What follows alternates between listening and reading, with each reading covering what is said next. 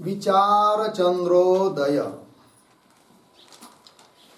विचारचंद्रोदय ग्रंथामध्ये आज 15वी कला, पंचदश कला प्रारंभ.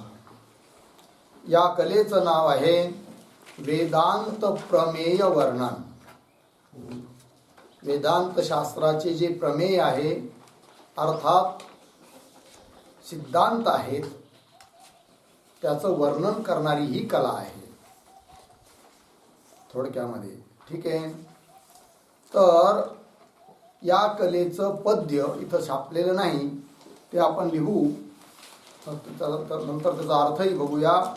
तर लिहा. जन तू जानिले, जन तू जानिले ज्ञेय अर्थ को, ज्ञेय अर्थ को अर्धविराम. सकल छेद संदेह, सकल छेद संदेह अनर्थ को, अनर्थ को पूर्णविराम. आगे.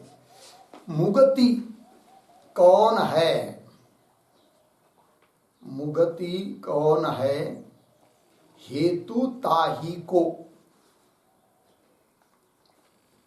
हेतु ताही को अर्धविराम. जनक बीच को, जनक बीच को कौन वाही को,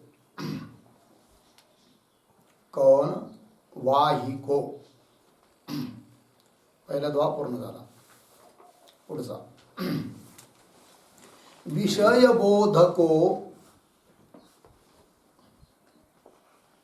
विषय बोध को कौन जानिले, कौन जानिले अर्धविराम. प्रतक ईश को, प्रतक, प्रतक ईश को तत्व मानिले, तत्व मानिले पूर्णविराम.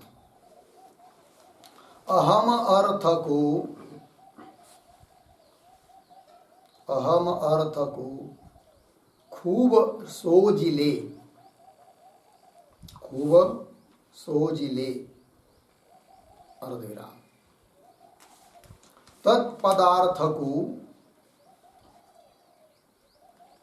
तत्पदार्थ को शुद्ध खोजिले, शुद्ध खोजिले. दुसरा द्वा पूर्ण झाला. परम आत्मा, परम आत्मा एक मानिले, एक मानिले अर्धविराम. तह, तह सदादि ऐश्वर्य आनिले, सदादि ऐश्वर्य आनिले पूर्णविराम. आगे. सत चिदात्मा, सत चिदात्म, सत चिदात्म सो सर्वदा अहै, सो सर्वदा अहै अर्धविराम. इस पीतांबरो, इस पीतांबरो ज्ञान को गहै, ज्ञान को गहै. ठीक. हा तिसरा द्वा झाला. उच्चारण करूया. जन तु जानिले ज्ञेय अर्थ को, सकल छेद संदेह अनर्थ को. जन जानिले ज्ञेय अर्थ को, सकल छेद संदेह अनर्थ को. मुगति कौन है हेतु ताहि को जनक बीच को कौन वाहि को। मुक्ति कौन है हेतु ताहि को जनक बीच को कौन वाहि को। विषय बोध को कौन जानिले प्रतक ईश को तत्व मानिले। विषय बोध को कौन जानिले प्रतक ईश को तत्व मानिले। अहम अर्थ को खूब सोजिले तत्पदार्थ को शुद्ध खोजिले। अहमार्थ को खूब सोजिले तत्पदार्थ को शुद्ध खोजिले। परम आत्मा एक मानिले तसदादि ऐश्वर्य आनिले। परमात्मा एक मानिले तसदादि ऐश्वर्य आनिले। सतचिदात्मसो सर्वदा अहै इस पीतांबरो ज्ञान कुगहै। सच्चिदात्मो सर्वदा है ईश पीतांबरो ज्ञान कुगहै। बघा आता. जन तू जानिले बराबर. जन तू जानिले ज्ञेय अर्थ को सकल छेद संदेह अनर्थ को पहिला जो आहे ना अन्वय करा. जन तू ज्ञेय अर्थ को जानिले. ज्ञेय अर्थ को जानिले. पुढे सकल अनर्थ को संदेह छेद. सकल अनर्थ को संदेह छेद. खालच्या ओळी. मुगती कौन है ताही को हेतु. ताही को हेतु. पुढे वाही को बीच को जनक कौन. वाही को बीच को जनक कौन. ठीक अर्थ देखिए. अर्थ पहा. जन तू ज्ञेय अर्थ को जानिले. जन हे सज्जन पुरुषा हे मनुष्या तू ज्ञेय अर्थ को जानिले. ज्ञेय अर्थ जाणण्या योग्य जे अर्थ आहे त्यांना तू समजून घे. जाणले आणि समजून घेऊन काय होईल तर सकल अनर्थ को संदेह छेद. जेवढे म्हणून अनर्थ आहे आणि त्या अनर्थाला कारण असणारे जे संदेह संशय छेद त्यांना तोडून टाक. सारे संदेह मिटवून घे. ठीक आहे असा. बरं म्हणे ठीक आहे. ज्ञेय अर्थ को आता जाणला असता सारे अनर्थ आणि अनर्थाला कारण असणारे संशय हे सर्नष्ट होतील. ठीक आहे आम्ही जाणून घेऊया कोण आहेत ते ज्ञेय अर्थ. कोणत्या अर्थाला जाणलं पाहिजे सांगतात. मुगती कौन आहे. मुक्ती म्हणजे मुक्ती अर्थात मोक्ष. मोक्ष कोण आहे म्हणजे मोक्षाचं स्वरूप काय आहे हे जाणून घ्यायचं. अजून ताहिको हेतू. ताहिको म्हणजे त्या मोक्षाला कारण. हेतू कोण आहे मोक्षाचं कारण तेही जाणून घ्यायचं आहे. ठीक. बर आणखीन तर वाही को बीच को जनक कोण. म्हणजे मोक्षाला कारण जे ज्ञान वगैरे त्या ज्ञानाला कारण वाहिको म्हणजे त्याला कुणाला हे अगोदर काय झालं ताहिको हेतू म्हणजे मोक्षाला कारण जे आहे आणि त्यालाही कारण अर्थात ज्ञानालाही कारण. ताहिको बीच को जनक कौन.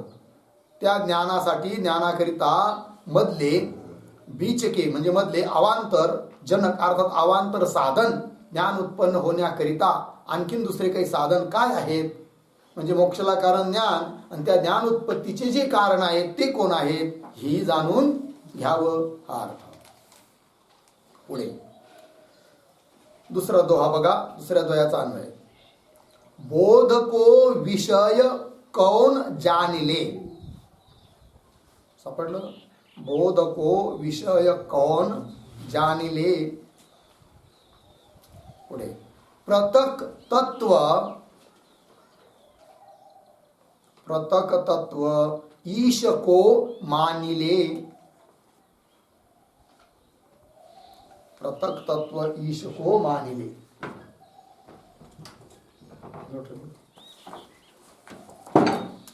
ठीक आहे. पृथक तत्व ईश को मानिले. खालच्या ओळीच्या खालची ओळ सरळ आहे. अहम अर्थ को खूब सोजिले, तत्पदार्थ को शुद्ध खोजिले. ठीक आहे. अर्थ पहा. तर अजून काय जाणायचं तर बोध को विषय कौन जाणले. बोध म्हणजे ज्ञान. ज्ञानाचा विषय कोण आहे ही समजून घ्यायचं आहे, जाणले जाणायचं आहे. तर आणि पुढे पृथक तत्व ईश को मानले. पृथक तत्व, पृथक म्हणजे काय प्रत्येक तत्व अर्थात साक्षी आणि तोच ईश्वर आहे. पृथक तत्व ईश को मानिले म्हणजे प्रत्येक तत्वालाच ईश्वर समजावं. दोघाचा अभेद मानिले मानावं. आणखीन अहम अर्थ को खूप सोजिले. अहम अर्थ अहम ब्रह्मास्मी ऐक नाही महावाक्यामध्ये असणारा जो अहम शब्द अहम पद त्याचा अर्थ काय आहे. अर्थात तत्वमसी इत्यादी महावाक्यामध्ये असणारं तोम पद. तोम पदाचा अर्थ काय आहे तर अहम अर्थ को खूप म्हणजे भरपूर सोजिले सोचिले सोच विचार करावा. अहम अर्थ काय आहे या बाबतीत खूप विचार करावा. आणखीन तत्पदार्थ को शुद्ध खोजिले. तत्पदाचा जो अर्थ आहे की नाही तर त्याच्या शुद्ध अर्थ कोणता आहे त्याचाही विचार करावा. शुद्ध अर्थ म्हणजे लक्षार्थ. तर तत्पदाचा वाच्यार्थ काय आहे, तत्पदाचा लक्षार्थ काय आहे याचाही विचार करावा. खोजिले, खोजिले म्हणजे खोजणे शोधणे, त्याचा शोध घ्यावा असा त्याचा अर्थ आहे. तत्पदार्थ को शुद्ध खोजिले. झालं. पुढे चला तिसरा दोहा अन्वय. पहिली ओळ सरळ आहे. परम आत्मा एक मानिले तह सदादि ऐश्वर्य आनिले. झाली पहिली ओळ. खालच्या ओळीत चला. सो सतचिदात्म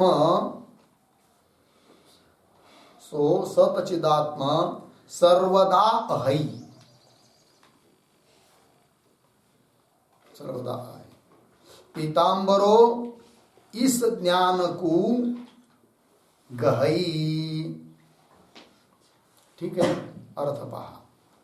परमात्मा एक मानिले. परमात्मा म्हणजे परमात्मा एक मानिले. एकच एक आहे.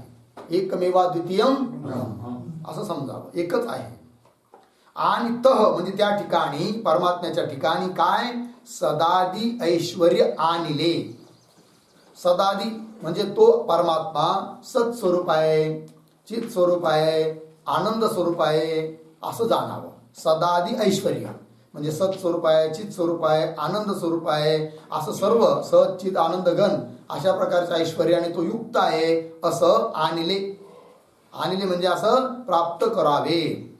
म्हणजे सदाधिक ऐश्वर्य त्याच्या ठिकाणी आहे असं समजावे असा अर्थ.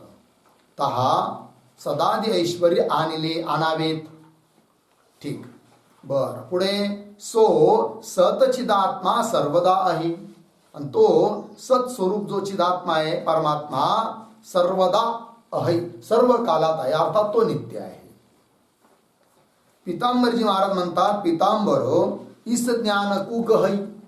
पितांबरजी महाराज म्हणतात की सर्व साधकांनी इस ज्ञान को अशा प्रकारच्या ज्ञानाला गहई ग्रहण करावे.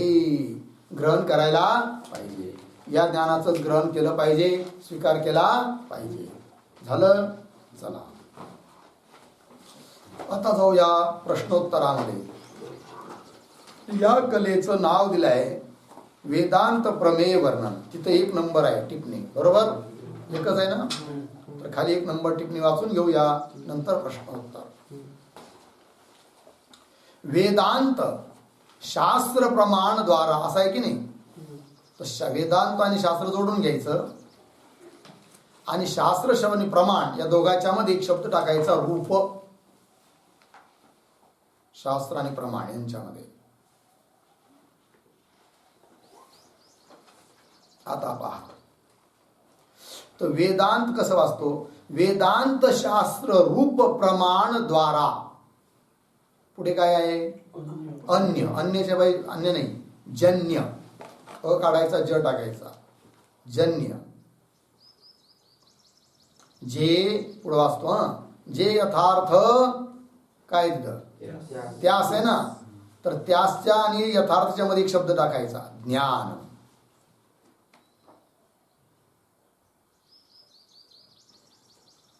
आता पहा, जन्य जे यथार्थ ज्ञान त्यास प्रमा असे म्हणतात. लागलं की नाही? आता मूळ आपल्याला समजून सांगायचं आहे प्रमेय. प्रमेय शब्द, प्रमेय सांगण्याकरिता अगोदर प्रमा सांगावी लागली. प्रमा म्हणजे काय ती ओळ पुन्हा वाचतो. तर वेदांत शास्त्र रूप प्रमाण द्वारा. वेदांत शास्त्र हेच काय आहे? प्रमाण. ठीक आहे. तर वेदांत शास्त्र रूप प्रमाणाच्या द्वारे जन्य अर्थात उत्पन्न जे यथार्थ ज्ञान, जे यथार्थ ज्ञान उत्पन्न होतं, अशा त्या यथार्थ ज्ञानाला त्यास प्रमा असे म्हणतात. प्रमाणापासून उत्पन्न होणारं जे ज्ञान त्याला म्हणतात काय? प्रमा. तर प्रमाण कोण घ्यायचं? वेदांत शास्त्र रूप प्रमाण. त्याच्यापासून जे ज्ञान उत्पन्न होतं त्या ज्ञानाला इथं म्हटलं गेलंय काय? प्रमा. कळालं? पुढे पहा. त्या प्रमेने जाणण्यायोग्य जे पदार्थ त्यास प्रमेय म्हणतात. प्रमेय म्हणजे काय? प्रमा ज्ञानाच्या द्वारे जाणल्या जाणारे जे पदार्थ किंवा जाणायला योग्य जे पदार्थ त्यांना काय म्हणायचं? प्रमेय. थोडक्यात प्रमा ज्ञानाचे विषय जे पदार्थ त्यांना म्हणतात काय? प्रमेय. समजा उदाहरणार्थ व्यवहारामध्ये ज्ञान झालं चक्षुरिंद्रियाच्या द्वारे, अयम घट, ती प्रत्यक्ष प्रमा आहे की नाही? प्रत्यक्ष प्रमाणाने होणार हे यथार्थ ज्ञान आहे, प्रमा ज्ञान आहे. अयम घट हे जे चाक्षुष प्रमा ज्ञान, या प्रमा ज्ञानाचा विषय कोण आहे? घट. म्हणून घट झाला काय? प्रमेय. कळलं? प्रमेय, प्रमा ज्ञानाचा जो विषय त्याला म्हणतात प्रमेय. त्या प्रमेयने जाणण्यायोग्य जे पदार्थ त्यास प्रमेय म्हणतात. लागलं? पुढे पहा. त्याचे या ठाई प्रतिपादन केले आहे. असे जे प्रमेय पदार्थ म्हणजे जाणण्याला योग्य पदार्थ त्यांचं प्रतिपादन या कलेमध्ये केलेलं आहे. त्याचे या ठाई प्रतिपादन केले आहे. यास्तव म्हणजे म्हणून, यामुळे, या पुढे काय आहे? कंसात काय लिहिलं आहे? पंचदशांतके नाही, ते खोडायचं आणि पंचदशम असं टाकायचं.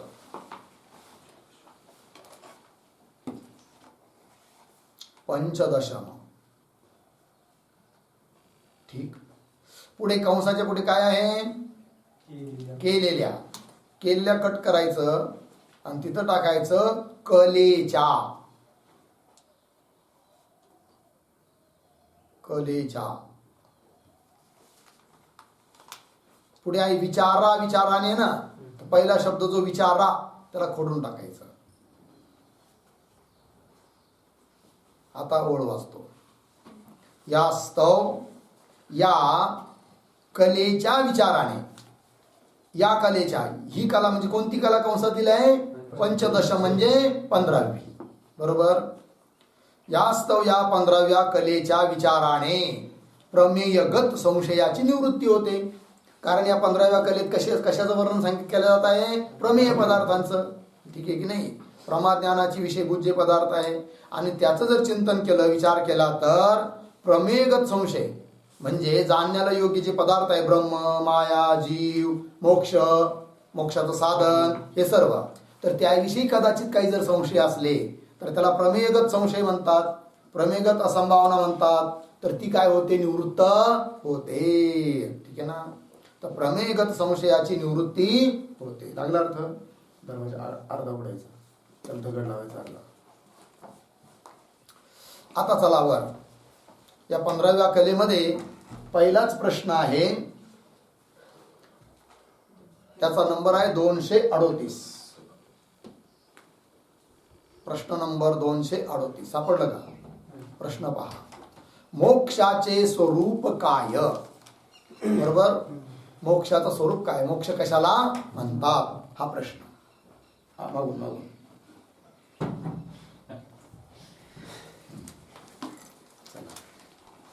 मोक्षाचे स्वरूप काय आहे? उत्तर बघा, कार्यसहित अज्ञान रूप अनर्थाची अर्थात बंधादिकांची निवृत्ती आणि परमानंद ब्रह्मस्वरूपाची प्राप्ती हे मोक्षाचे स्वरूप होय. कळलं? कोणी विचारलं मोक्ष म्हणजे काय, मोक्षाचे स्वरूप काय, तर ध्यानात ठेवायचं काय, एका बाजूला अनर्थाची निवृत्ती आणि एका बाजूला परमानंदाची प्राप्ती. बस किती सोपं आहे बरं, तेच सांगितलं इथं. तर कार्यसहित अज्ञानरूप अनर्थाची, मग अनर्थ कोण असा प्रश्न येईल तेव्हा सांगायचं अनर्थ काय आहे, अज्ञान हाच काय आहे, अनर्थ आहे. बर, नुसते अज्ञानाची निवृत्ती होते का, नाही, तर त्या अज्ञानाचं जे कार्य जगत त्याच्या सहित कारणरूप अज्ञानाची अर्थात अनर्थाची काय निवृत्ती. जसं दोरीचं ज्ञान झालं तर सर्पही निवृत्त होतो, आणि सर्पाचं कारण जे कोण, अज्ञान, कोणतं, दोरीचं अज्ञान, रज्जूचं अज्ञान, ते अज्ञानही निवृत्त होतं दोरीच्या ज्ञानाने, आणि त्या अज्ञानाचं कार्य असणारा सर्प तोही निवृत्त होतो. त्याप्रमाणे इथं सुद्धा जसं तिथं सर्पाचं अधिष्ठान रज्जू आहे, अधिष्ठान रज्जूच्या ज्ञानाने अज्ञान आणि अज्ञानाचं कार्य सर्प आदी निवृत्त होतात. त्याप्रमाणे समस्त अध्यास स्वरूप असणारं हे जगत, समस्त जगत कसं आहे, अध्यास रूप आहे, भ्रमरूप आहे, कल्पित आहे, आणि कल्पित वस्तूला अधिष्ठान असणं आवश्यक आहे. अधिष्ठानाशिवाय कल्पित वस्तूची प्रतीती येत नाही. मग हे समस्त जगत जर कल्पित आहे तर याचं अधिष्ठान कोण आहे, मग चैतन्य तत्व, ब्रह्मतत्व, अर्थात साक्षी मी अधिष्ठान आहे. आणि त्या ब्रह्मस्वरूपाचा अर्थात अधिष्ठानाचं ज्ञान झालं तर अधिष्ठानाविषयक जे अज्ञान त्याचीही निवृत्ती होते, म्हणजे मायेची निवृत्ती होते, आणि त्या अज्ञानाचं कार्य असणारं जगत त्याचीही निवृत्ती होते. यालाच म्हणतात कार्यसहित कारणाची अर्थात अज्ञानाची निवृत्ती, अनर्थाची निवृत्ती. एक बाजू झाली.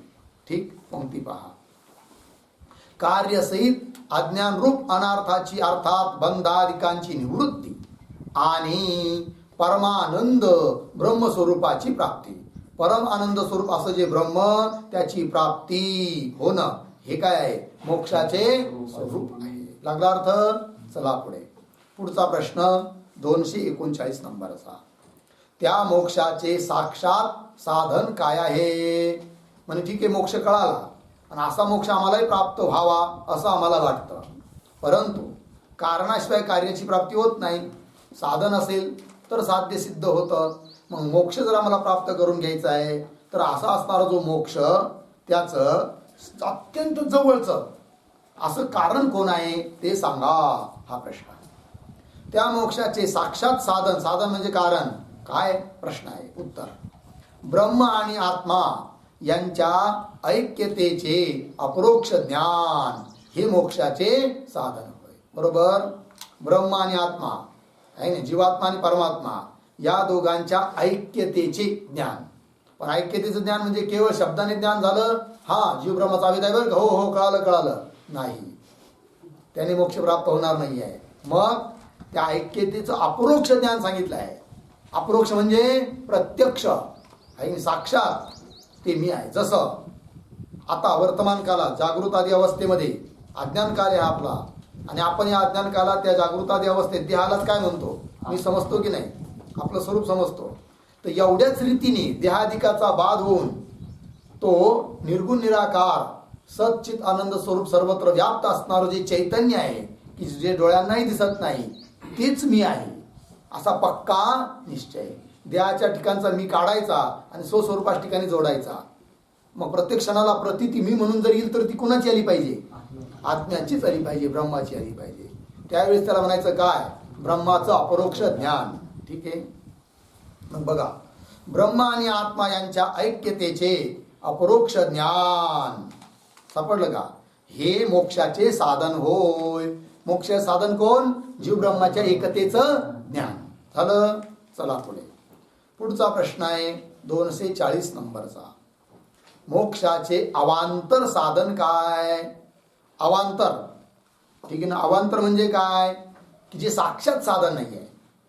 म्हणजे काय? परंपरेने साधन आहे. म्हणजे काय? ज्ञानाच्या माध्यमाने साधन आहे. असे साधन कोणते? म्हणजे काय? मोक्ष. बरोबर. मोक्षाला कारण कोण? जीव ब्रह्माचे एकतेचं ज्ञान. आणि त्या ज्ञानाला पुन्हा कारण कोण आहे?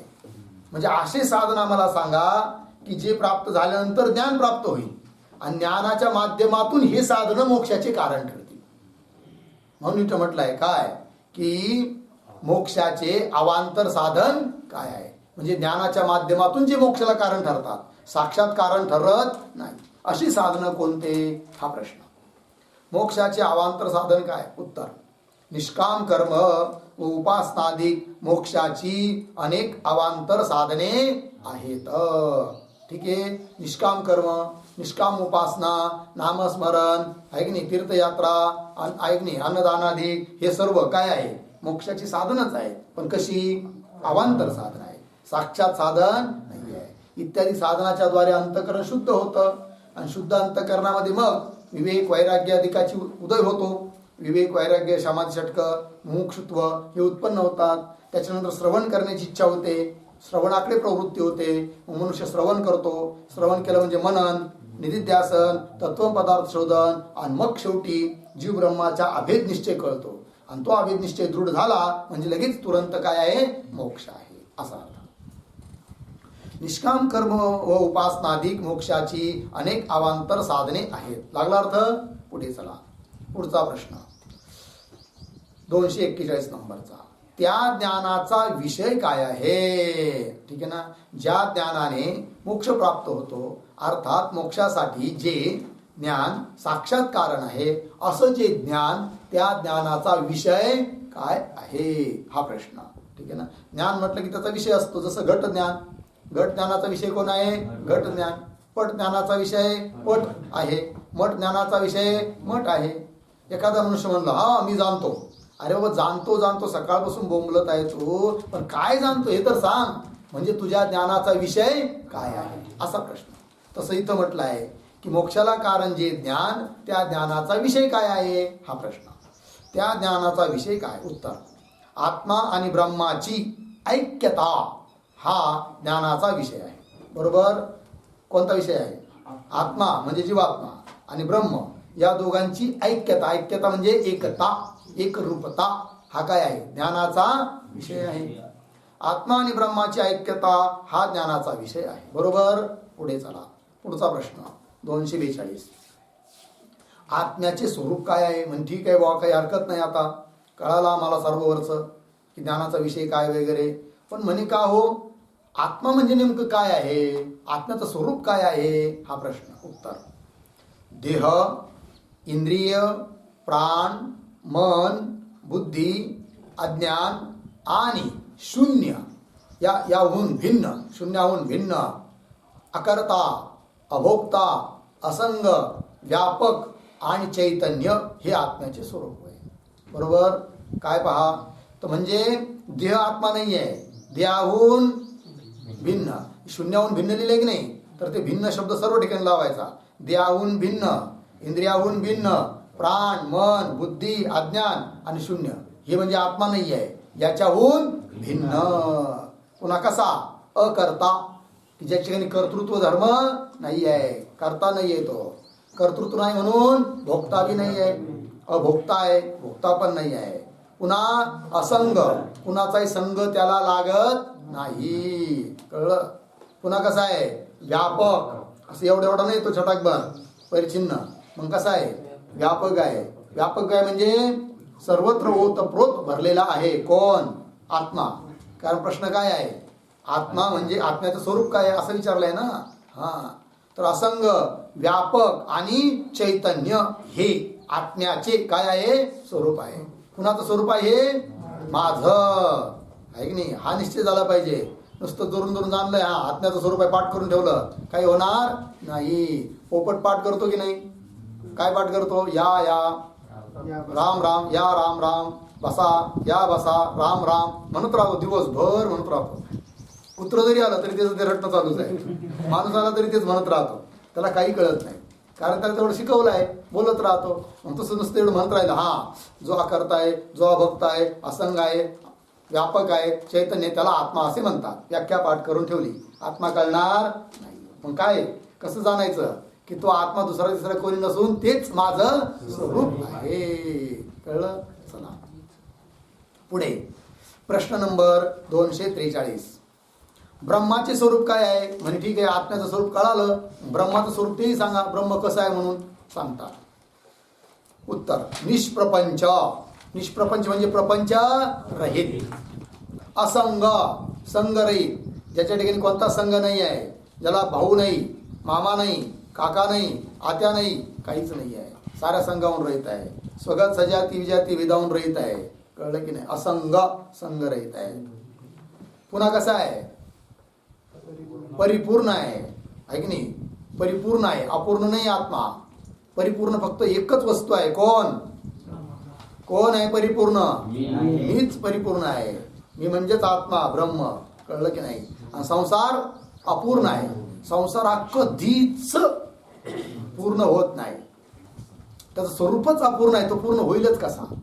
किती जरी करोडो करोडो रुपये जमा केले, एकट्ठ केले, साऱ्या कंपन्यांच्या गाड्या दारासमोर आणून ठेवल्या, प्रत्येक शहरात बंगला बांधला आहे की नाही, आणि त्या प्रत्येक बंगल्यामध्ये एक एक संसार थाटवला, हा, तरी सुद्धा संसार पूर्ण होणारा नाही. तरी आकांक्षा राहणार, अरे सर्व शहरात आपला बंगला झालाय, प्रत्येक घराघरात आपले 10-10 पोरं आहेत, पण चंद्रावर अजून आपला बंगला बांधायचा राहिला. कळलं की नाही? चंद्रही प्राप्त झाला, स्वर्गात अजून जायचं राहिलं, पूर्ण होत नाही. कोण? संसार. धनाने समाधान आहे का? किती धन कमावलं म्हणजे मनुष्य सुखी होईल? धन आणि सुखाचा काही संबंधच नाही आहे. उलट धन म्हटलं की त्याच्या ठिकाणी 15 अनर्थ आहे, दुःखच दुःख आहे. काही नाही. समजा एखाद्याने खूप करोडो रुपये कमावले आणि भूकच लागत नाही, या डॉक्टरकडे जाय, त्या डॉक्टरकडे जाय, डॉक्टर महाराज 1 लाख रुपये घ्या हो, पण भूक लागायच्या गोळ्या द्या. आता लागतच नाही तर काय करीन डॉक्टर बी त्याला? काही आता औषधही संपले, औषधही काम करत नाही, आहे की नाही? काय करणार? काही करता येत नाही. धनाने काही होणार नाही आहे. हा, ठीक आहे. तर संसार अपूर्ण आहे आणि परमात्मा पूर्ण आहे. ठीक आहे, चला. पण मनुष्य पूर्णाच्या मागे लागतो का अपूर्णाच्या मागे लागतो? अपूर्णाच्या मागे लागतो. आणि इच्छा मात्र पूर्णाची करतो. कसं काय पूर्ण प्राप्त होईल? आश्चर्यच आहे बाप. इच्छा करतो पूर्णाची आणि मागं लागतो अपूर्णाच्या, कसं काय प्राप्त होईल? शक्यच नाहीये. कळलं की नाही? पूर्ण रूप व्हायचं ना, मग तर पूर्णाच्याच मागे लागलं. हा, चला.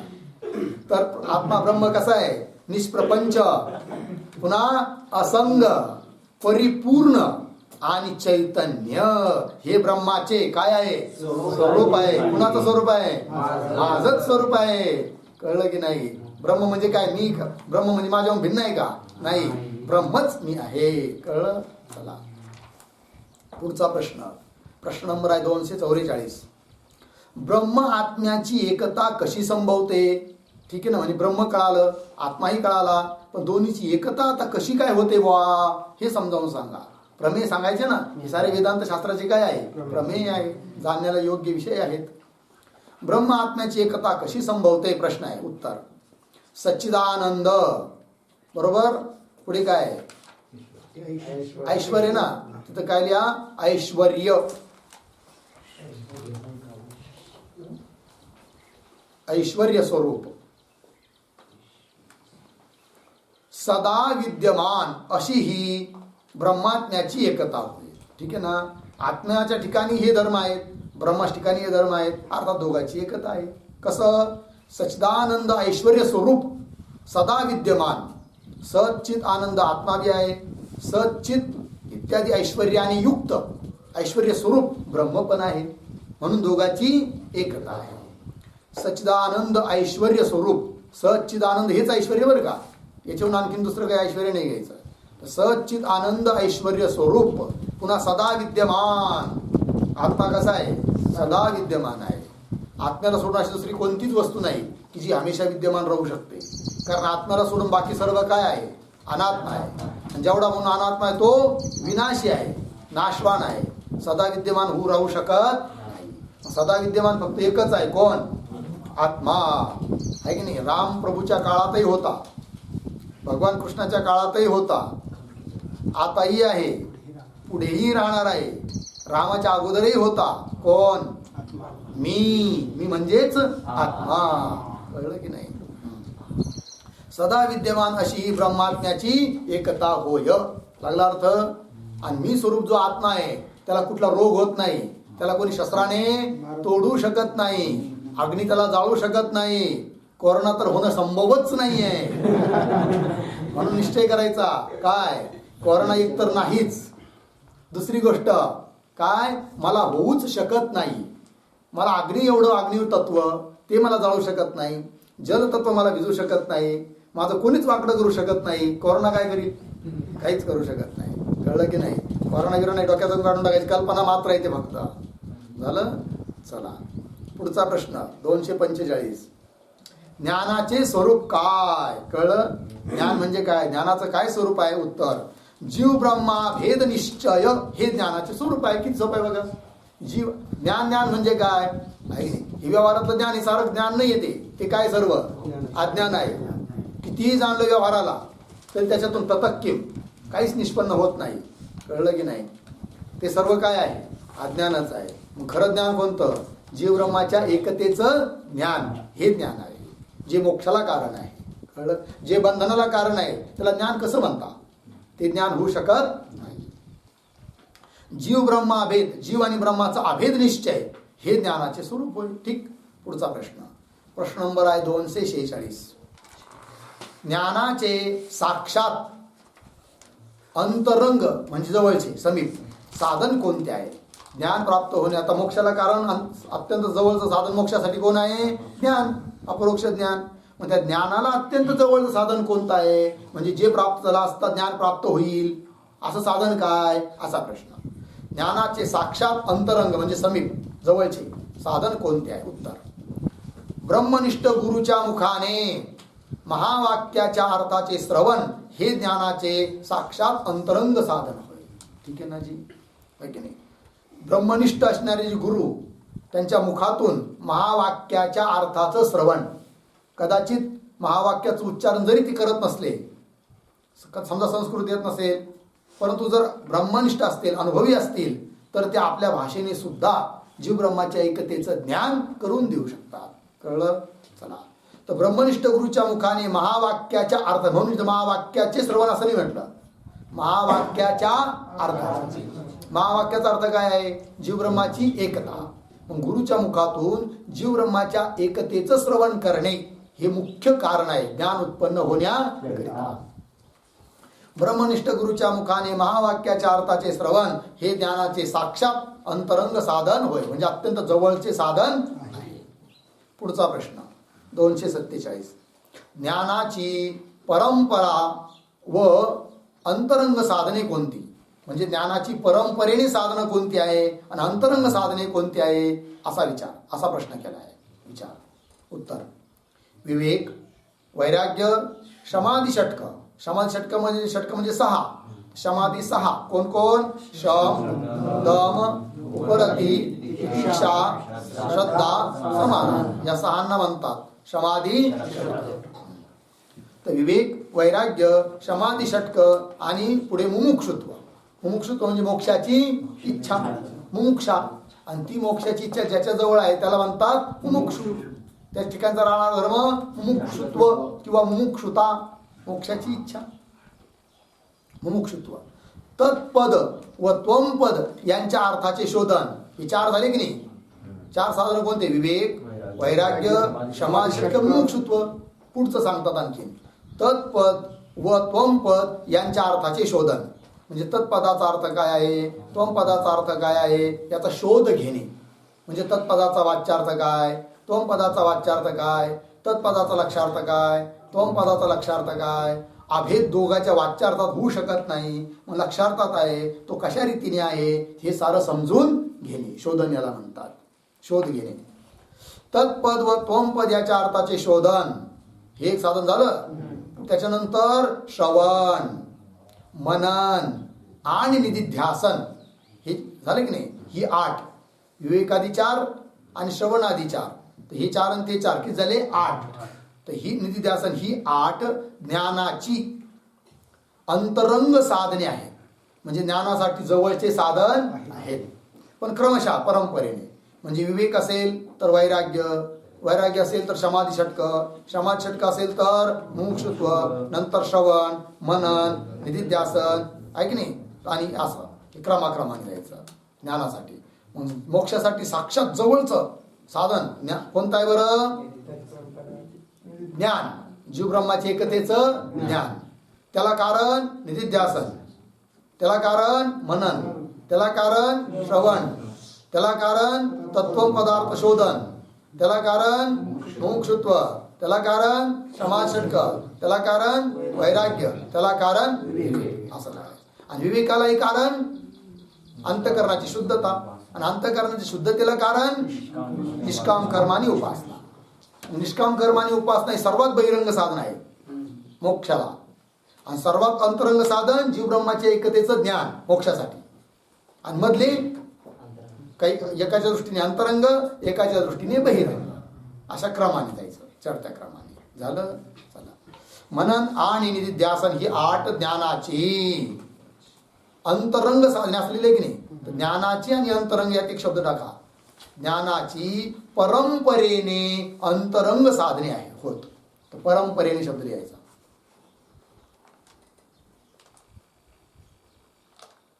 झालं. ही 8 ज्ञानाची परंपरेने अंतरंग साधने होत. झालं. पुढचा प्रश्न. प्रश्न आहे 248. ज्ञानाची बहिरंग साधने कोणती आहेत? बहिरंग म्हणजे दूरची, सर्वात दूरची, लांबची ज्ञानासाठी साधनं कोणती आहेत बा, असा प्रश्न. तर निष्काम कर्म व निष्काम उपासनाधिक ही ज्ञानाची बहिरंग साधने आहेत. झालं जी. काय?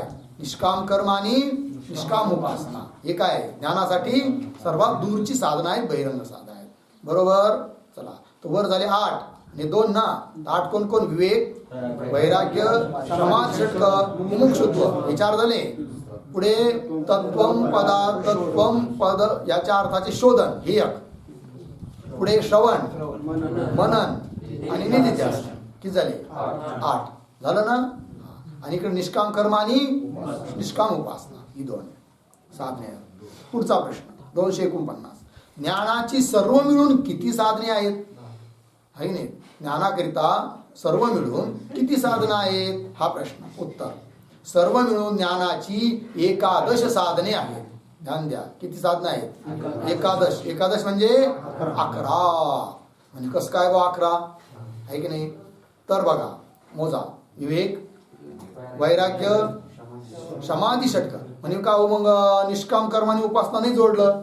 निष्काम कर्माने उपासना ही ज्ञानाची अत्यंत बहिरंग आहे. खऱ्या अर्थाने ते अंतःकरण शुद्धीची साधना आहे, म्हणून ज्ञानाच्या साधनेत त्यांना मोजायचं नाही. मग ज्ञानाची साधनं कोणती? तर विवेकापासून धरा. तर मग मोजा आता 11 कशी करतात ते. तर विवेक, वैराग्य, समाधी षटक, मुमुक्षुता म्हणजे मुमुक्षुत्व किती झाले? 4. त्याच्यानंतर गुरुपसत्ती, गुरुला शरण जाणे, 5वं आहे की नाही. 11 लिहून घ्यायचे, लिहून घेऊ शकता, अगोदर ऐकून घ्या, मोजून घ्या. गुरुपसत्ती झालं. त्याच्यानंतर श्रवण, त्याच्यानंतर तत्व पदार्थ शोधन, मनन, निधिध्यासन, मनोनाश आणि वासनाक्ष किती झाले? 11. ही 11 साधना आहेत. आता लिहायचं लिहा.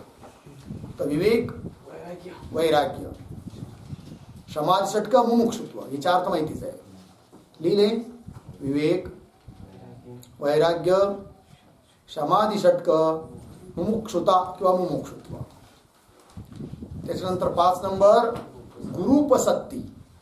गुरुपसत्ती म्हणजे गुरुला शरण जाणे. ठीक. गुरुपसत्ती. त्याच्या पुढे लिहा श्रवण. गुरुजवळ गेला त्याच्यानंतर श्रवण करणार, मग श्रवण केलेल्या अर्थाचं चिंतन करणार, म्हणून पुढचं साधन श्रवणाच्या नंतर तत्त्वम पदार्थ शोधन. तत् आणि त्वम पदाच्या अर्थाचं शोधन. तत्त्वम पदाच्या अर्थ शोधन झालं की त्यानुसार मग काय करणार? मनन. म्हणून पुढचं साधन मनन. नंतर निधिध्यासन, नंतर मनोनाश आणि पुढे वासनाक्षय. वासनाक्षय किती झाले? 11. ठीक आहे, चला. सर्व मिळून ज्ञानाची 11 साधने आहेत. ही 11 साधनं आहेत. झालं. अशा रीतीने ही 15वी कला या ठिकाणी पूर्ण झाली. इति श्री विचार चंद्रोदय दर्शने वेदांत प्रमेय पंचदश कला दर्शन समाप्त. वेदांत प्रमेय, वेदांताचे प्रमेय अर्थात पदार्थ वर्णन करणारी ही 15वी कला या ठिकाणी पूर्ण झाली. बस. ओम पूर्णमदः पूर्णमिदं पूर्णात् पूर्णमुदच्यते पूर्णस्य पूर्णमादाय पूर्णमेवावशिष्यते. ओम शांति शांति शांति.